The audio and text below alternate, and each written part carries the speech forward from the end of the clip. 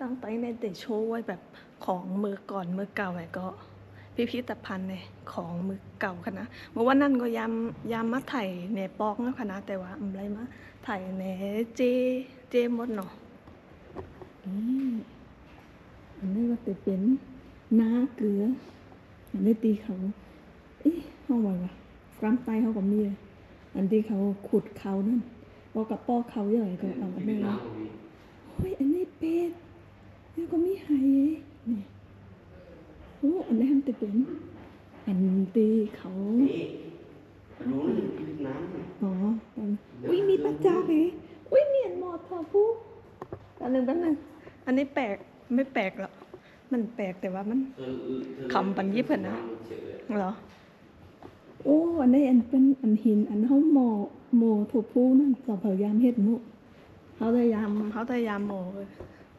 ยามเฮ็ดเลยโอ้ยจริงอ่ะอันนี้ก็ติดเป็นพอพระรู้ในแต่ละสไตล์คุณภาพไม่ใช่บะเธอเคยทำไหมเนี่ยแยกแม่มีไปโอ้ยที่วิทน้ำนะเนาะเครื่องเทคโนโลยีโอ้ยเครื่องอะไรอันนี้เครื่องจักรไอ้ที่ไม่ใช่วิทน้ำเลยนี่เนี่ยนี่วิทน้ำเกลือ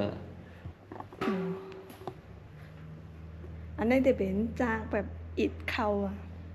น้ำเค็มอ่ะวิทเข้าบกอ่ะแล้วก็จะกลายเป็นเกลือเห็นแล้วตรงนั้นนี่ได้เขาได้ต้องอะไรว่าจากอิฐเขาเลยอ๋ออันนี้วิทน้ำนั่นน้ำไหลวนไปวนมาใช่ไหมน้ำเค็มอ่ะน้ำทะเลอ่ะแล้วก็อันนี้ก็จะเป็นนี่มองผ่านได้ไงเธออันนี้จะเป็นเรืออันที่สูบน้ำไหลน้ำเด็กออกมาให้ดูภาพดิเขาก็โชว์อยู่นะโอ้โหโอ้อันนี้จะเป็นจากอิฐเขา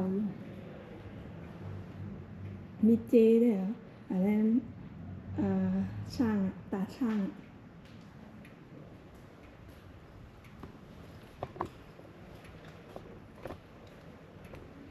อันนั้นมีหลายเมลเลย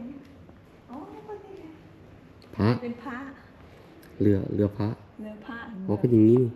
ต้นเล็กมากเลยเล็กๆเนี่ยมาดูตัวของจริงเนี่ยเรือพระนั่งได้ก็เรือน้อยจะเล็กนั่งน่าจะเป็นอย่างนี้เรือพระจะนั่งอย่างนี้นี่พระจะนั่งนี่มีบาทเขาวิ่งในเรือลำนี้วิ่งในคลองปากน้ำภาษีเจริญแหละมันจะมีแยก3-4 แยกคลองน้ำจะมีทางแยกมีเรือพระห้ามจับเรือพระมีบัตรทีวีอ๋ออันนี้จะเป็นเครื่องไทยเนี่ยกูปอกนั่นไปโยงเอาไปด้วยอยากจับพวกห้ามจับชี้ให้ดูเฉยๆนี่ดูนี่